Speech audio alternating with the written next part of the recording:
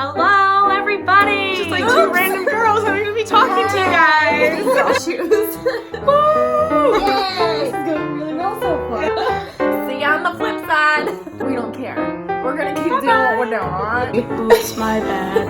That's big now. Because I curse like a sailor. Like a trucker. We got some We got a lot. stories. We got a lot. The theater. She my best friend. Temporary technical difficulties. A little piece of my soul dies every time I think about inappropriate content coming your way. Quarantine edition.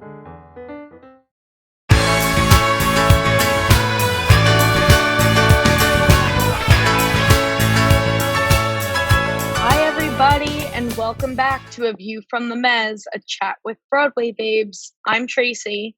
And I'm Gina. And we have an awesome show coming up for you guys tonight, all about one of our favorite shows that I think I saw at least 4 times while it was on Broadway. I'll let you introduce it. 4 times easily for you to have seen this show on Broadway. Listen, I love me some Carolee Carmelo. So today we are covering Mamma Mia. As Tracy said, it is one of our favorite musicals. We always had so much fun when we went and saw the show, and even to this day, we love the music. So Mamma Mia is a jukebox musical written by British playwright Catherine Johnson, and it is based off of the songs of ABBA, composed by Benny Andersson and Bjorn Ulvaeus? Hopefully I got that right. Which were 2 of the former members of the band. And this musical was the brainchild of producer Judy Kramer. She met songwriters Bjorn and Benny in 1983 when they were working with Tim Rice on Chess. It was the song The Winner Takes It All that kind of gave her a clue of their potential of their pop songs. The songwriters were not enthusiastic about the idea, but they were not completely opposed to it. In 1997, Kramer commissioned Catherine Johnson to write the book for the musical, and in 1998, Phillida Lloyd became the director for the show. The title of the musical is taken from the group's 1975 chart topper, Mamma Mia. Benny and Bjorn, because I'm not saying their last names, Benny and Bjorn, who composed the original music for ABBA, were involved in the development of the show from the beginning. Singer Annie Fried Lingstead has been involved financially in the production, and she has also been present at many of the premieres around the world. That's pretty cool. Yeah, that's really awesome. So, I have a little prop that could be fun for the rest of the show that I got when I saw Mamma Mia. You look fabulous. Yes. Okay, this thing is shooting feathers all over the place. So, this musical includes some amazing songs that include Super Trooper, Lay All Your Love on Me, Dancing Queen, of course, Knowing Me, Knowing You, Take a Chance on Me, Thank You for the Music, Money, Money, Money, The Winner Takes It All, Voulez-Vous, SOS, and of course, Mamma Mia. This is a fact that I was really surprised about, but not really, considering how amazing the show was. Over 65 million people have seen this show worldwide, which has grossed about $4 billion since its 1999 debut. Damn. There was a film adaptation and a sequel, but the film starred Meryl Streep, Colin Firth, Pierce Brosnan, Amanda Seyfried, Christine Baranski, goddess, Stellan Skarsgård, and Julie Walters, as well as, Dominic Cooper. Can't leave him out. And that was released in July of 2008, and the sequel was released, 2018, I believe? Yes. I think 2018. And sorry, spoilers, but Meryl Streep isn't a big part of the second movie. It's just how it is, everybody. It's just how it is. Still great movie. I saw it like 5 times, but I was a little upset that she wasn't part of it. Tracy is shook. I love it. Shook. I love it. Okay, because Meryl Streep is my girl, and I was like, I remember when Gina and I saw it, I was like, where the fuck is she? We waited like the entire movie. Like, and then they showed her picture. I'm like, wait, she's dead? Spoiler alert. Sorry, spoilers. Well, anybody that's watching our podcast has seen the movie. Let's be honest. Hopefully. Do we do it? If not, oops, big spoiler alert. She's dead. If you haven't seen Mamma Mia, here we go again. Don't listen to our episode. She's dead. Like in Donna's dead. Land, guys. Donna's dead. Dead. Oh God. Okay. So as of I can't with you. As of 2020, the show has had productions in London's West End, where it was the 7th longest running show in West End history, as well as various international productions. Its Broadway incarnation closed in September of 2015 after a 14-year run, making it making it the 9th longest running show in Broadway history. As for the original West End production, the musical opened in the West End at the Prince Edward Theatre on April 6, 1999. That seems like forever ago. And transferred to the Prince of Wales Theatre on June 9, 2004, where it played until September of 2012, when it then moved to the Novella Theatre. Directed by Phillida Lloyd, with choreography by Anthony Van Last, the original cast featured Siobhan McCarthy, Lisa Stoke, and Hilton McRae. Prior to the musical's Broadway engagement, it opened first in Toronto at the Royal Alexandra Theatre in May of 2000, where it played for 5 years. Its U.S. debut was in San Francisco, California, at the Orpheum Theatre, and that played from November 17th of 2000 to February 17th of 2001. Next, moving to Los Angeles, California, at the Schubert Theatre, and it played there from February 26th of 2001 until May 12th of 2001. And then it finally moved to Chicago at the Cadillac Palace Theatre from May 13th, 2001 to August 12th of 2001. Then the musical opened on Broadway at the Winter Garden Theatre on October 18th, 2001. The day before my mom's birthday. After beginning previews on October 5th. The director was Phillida Lloyd, with choreography also by Anthony Van Last. As of October 2017, like Jay said, it's the 9th longest running Broadway show and the longest running jukebox musical in jukebox musical in Broadway history. I don't know why you're lighting up and I'm not.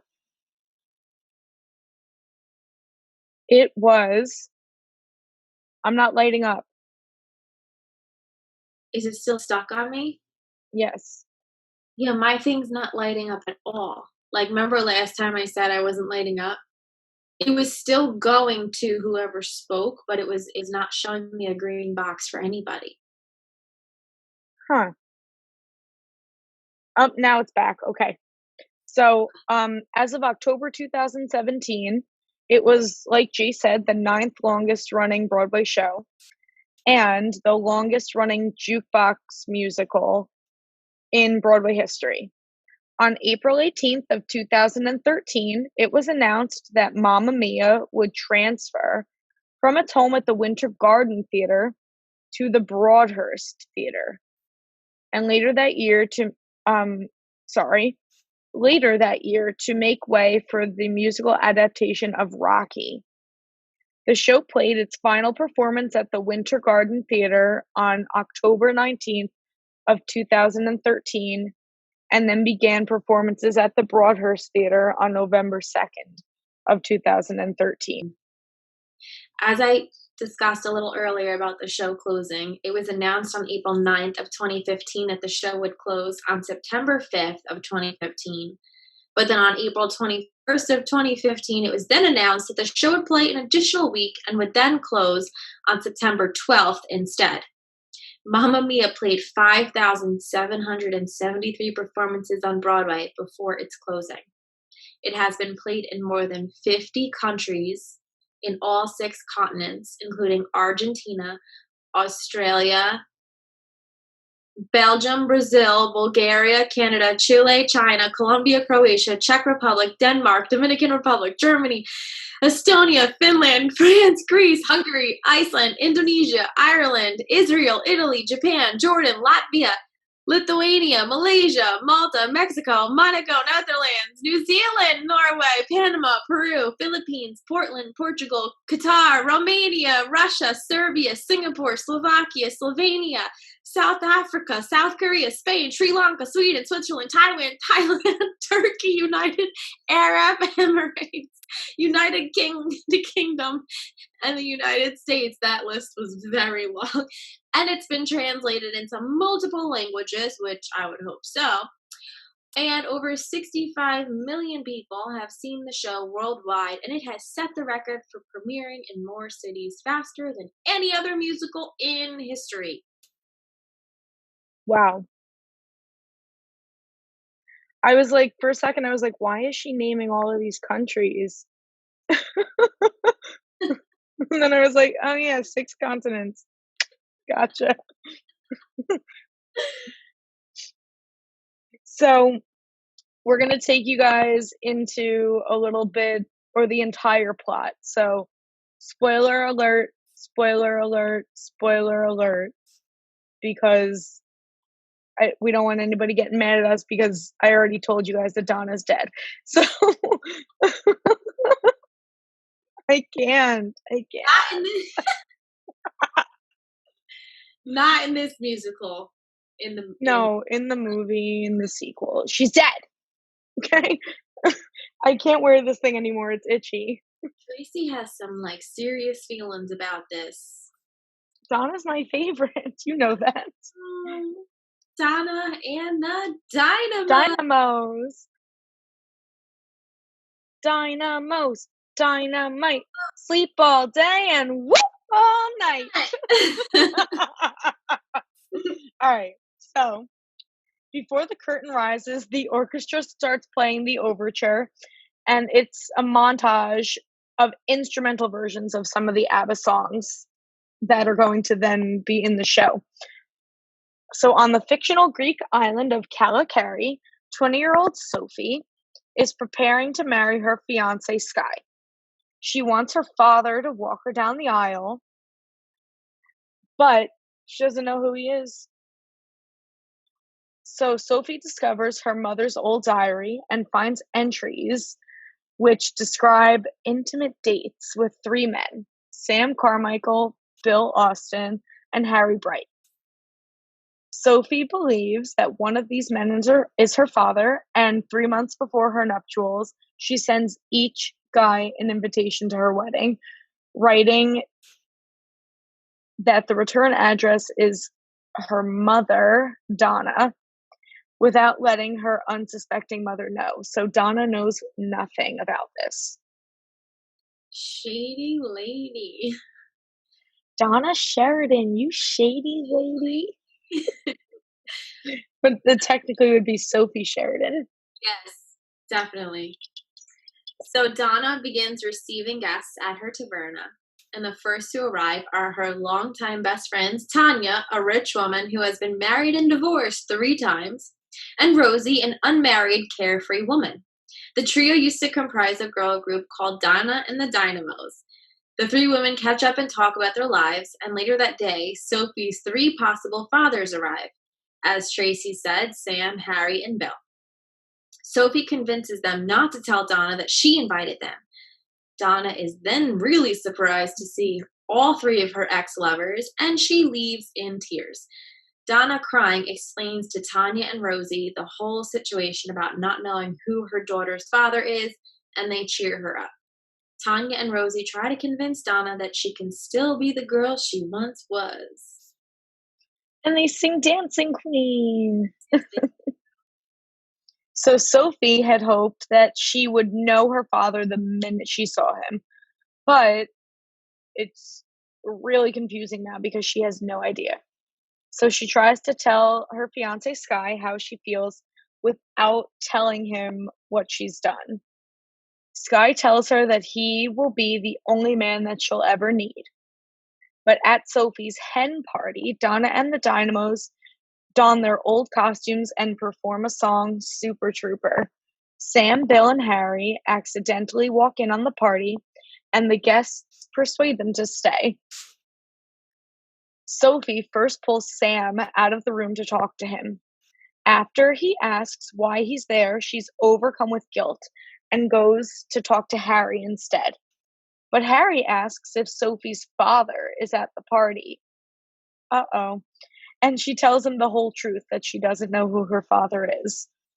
Lastly, she draws Bill aside to talk to him, and she learns that Bill had an Aunt Sophia who left all of her money to Donna's family. Bill learns that Donna built a taverna with the money that she inherited from a friend she lived with when Sophie was a baby. And that friend turns out to be Bill's aunt. And they both think that this means that he is her father, because he always says that he thought that her money went to family. Scandalous. Very scandalous.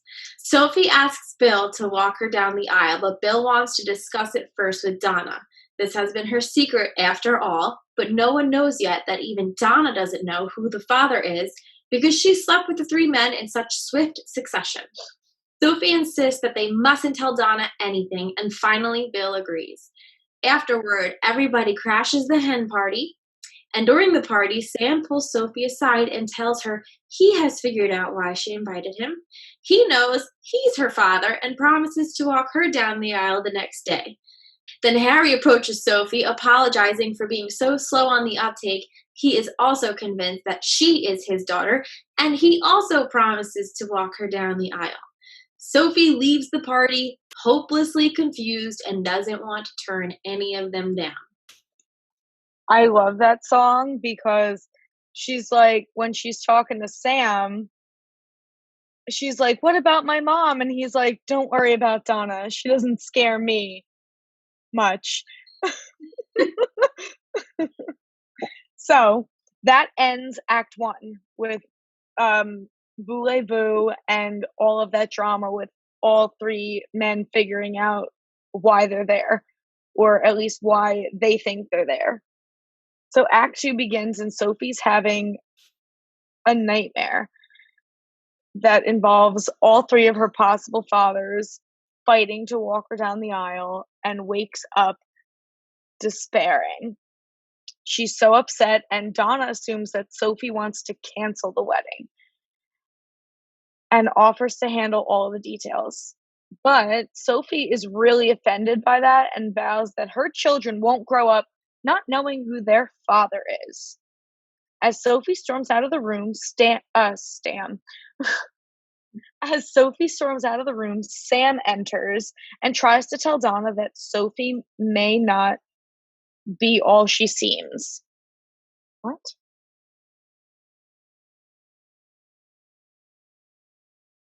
Okay, so as Sophie storms out of the room, Sam enters and tries to tell Donna that Sophie may not be all she seems. But Donna refuses to listen. She loathes Sam. And at the end of the affair, she told him that she never wanted to see him again. But it seems that Sam was the man that Donna cared about the most out of the three. And both of them wished they could go back to where they started. Oh, because he had a fiance, so he left to go back to his fiance. Shady. Shady. Two-timer.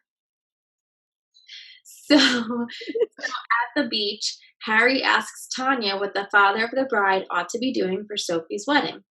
Tanya explains that for her wedding, her father gave her his advice and then paid.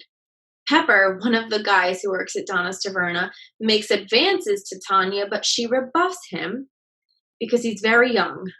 Sky finds out what Sophie has done by inviting Sam, Harry, and Bill to the wedding. He accuses her of wanting a big white wedding only so that she can find out who her father is.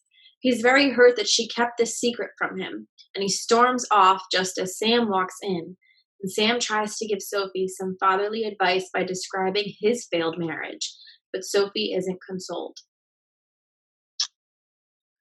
So Harry then offers to Donna to pay for the wedding, and they reminisce about their fling in Our Last Summer, which I love that song. Me too. And then Sophie arrives and tells Donna that she wants her to help her get dressed for her wedding. And Donna just can't believe that her daughter's going to be a bride and admits that her own mother disowned her when she learned that she was pregnant. They reconcile, and Sophie asks her mother if she will walk her down the aisle. Sam arrives and tries to speak to Donna yet again, but she doesn't want to see him and asks him to leave. He refuses, and a bitter confrontation ensues between them. Donna tells Sam that he broke her heart, presumably when she found out that he was engaged, and she sings one of my favorite songs in the whole musical, The Winner Takes It All. I have goosebumps just like thinking about that song right now. It emerges that the two still love each other dearly, although all against Donna's better judgment. Rosie is making her final preparations in the taverna when Bill arrives, and he's upset because he has received a note that Donna will be walking Sophie down the aisle. Bill reaffirms his commitment to the single life, but Rosie has become attracted to him and urges him to reconsider by singing "Take a Chance on Me." And the two are about to, get a little frisky in the taverna when the guests start to arrive, and they're quite stunned. Yep. So the wedding begins with Donna walking Sophie down the aisle. Before the priest has even a chance to begin the ceremonies, Donna acknowledges to everyone that Sophie's father is present. Sophie tells her mother that she knows about her father, and Donna realizes that Sophie invited them to the wedding for that very reason. The issue of Sophie's parentage is left unsettled, as none of them have any idea whether they are actually her father. Everyone involved agrees that it doesn't matter which one of them is her biological parent, as Sophie loves all three of them, and they are all happy to be 1/3 of a father and a part of her life at last. Finally, Harry, who has made frequent references on his other half throughout the show, is revealed to be in a committed gay relationship. Yay, Harry! Woo! So, suddenly, Sophie calls a halt to all of the wedding proceedings. She says to Sky that she isn't ready to get married, and he agrees with her. Sam seizes this chance and proposes to Donna in order to prevent the wedding preparations from going to waste. He explains that he's loved her even when he left to go get married. It is revealed that he called off the wedding and came back to the island only to be told that Donna was going out with another man, Bill. He went back, married his fiancée, had children, and then got divorced. Surprisingly, Donna accepts, singing "I do, I do, I do, I do, I do." And in the end, Donna and Sam get married, and at the end of the night, Sophie and Sky depart on a around the world tour. I love that ending. They walk off into the moonlight singing "I Have a Dream." Singing "I Had a Dream." Is that it? No, I have. Singing "I Have the a first Dream." time. Well, so after that beautiful ending, there is a finale and encore after their final bows to the audience, and the ensemble performs a reprise of Mamma Mia and Dancing Queen then follows, during which Donna, Tanya, and Rosie are revealed wearing brightly colored ABBA-inspired costumes. The cast ends the finale with Waterloo, during which Sam, Bill, and Harry join the rest of the cast on stage, also in brightly colored costumes that match the leading ladies. The Dynamos and the Dads often invite the audience to clap, dance, and sing along during the finale. And it's a good time. Woo! So it's just such an amazing show. Like, I don't know if I could pick like a favorite part. There's just so many parts. I don't know. I totally understand. There's like not one moment in the show that I was like bored or whatever. I thoroughly had fun throughout the entire thing. Me too. Me It's too. one of those rare shows where it's like, it's a fluff piece. You're not going to like learn some great message. It's just like you're there to have fun and escape. It's a jukebox show, like we said earlier. Exactly. You're going to hear some songs that you love, and you're going to want to get up and stand on your seat and dance. And especially for those of you who grew up listening to ABBA. But I do remember the very first time that I went to see it. I don't remember who I was with, but the finale happens and they invite like the entire audience to stand up and dance with them as they're dancing and singing. So me and whoever I was with, we were standing up, we were dancing and we were singing, and the guy behind me pulls on my shirt and goes, "Sit down." And I was like, no. So I kept standing, and the three of us, like, everybody was standing around us.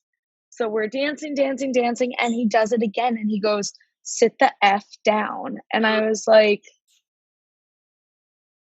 excuse me? And I was like, how about you stand up? And I just turned around and ignored him. He pulled my shirt 2 more times. Oh, I would have been before that finale ended. And afterwards, touch me. Yeah, I was like, hands to your fucking self. But afterwards, we went out and we waited because I loved Carolee Carmello and Judy McLean, and I don't remember the actress's name that played Rosie. I'll have to look it up, but we waited for them afterwards, and I remember the 3 of them came out at the same time. Yeah. And I was like, they were like, "Oh, did you like the show?" And I was like, "Yeah."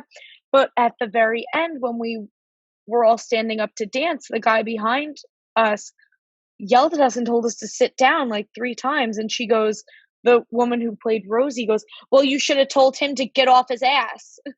Like, yes. Oh my God, I love it. But yeah, that show is just amazing. And that was the first show that I saw Carolee Carmello in. Oh, she's phenomenal. And she was just such a phenomenal Donna.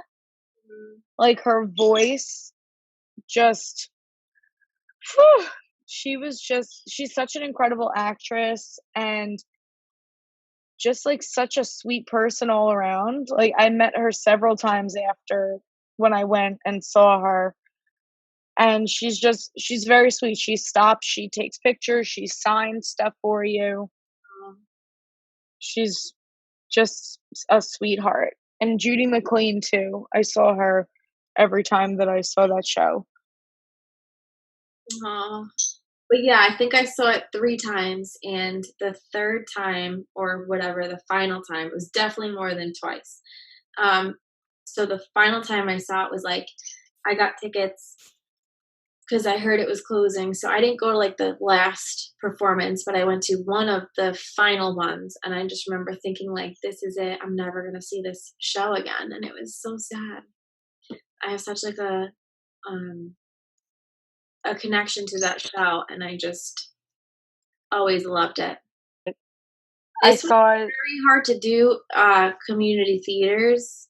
You have to really Yeah. write, like, because it could just be, I mean, it's a jukebox, so it's, like, campy and, like, so if you mess this up, I mean, it's All hell will rain down on you. yep.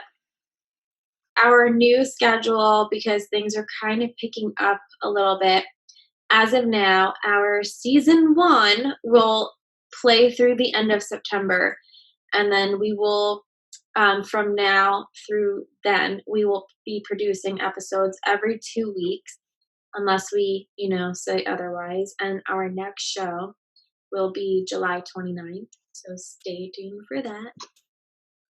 Okay, here we go. Here we go.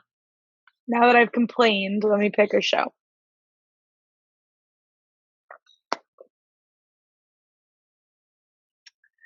Oh, girl, it's gonna be a good one. Oh my goodness.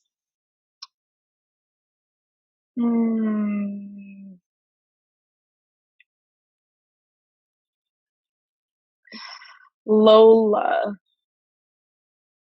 Priscilla, Queen of the Desert. Kinky Boots. Yes. Kinky Boots. Yeah. Girl, I remember that night, guys. I'm not going to tell you anything about it now, but we had some fun that night. Yes, we did, and we will get into that. Thank you so much for joining us today. We hope you enjoy learning about this musical as much as we loved seeing it all of the times that we saw it. Like our YouTube page, subscribe, like us on Facebook, follow us on Insta. We love you. We love you. Mwah, mwah, mwah, mwah. All right. This is A View from the Mez, a chat with Broadway babes. I'm Tracy. And I'm Gina. And we love you guys. Stay safe, stay healthy, be smart, wear a mask when you go out so you can keep joining us for our episodes. We love you. We'll see you soon. Mwah. Oh,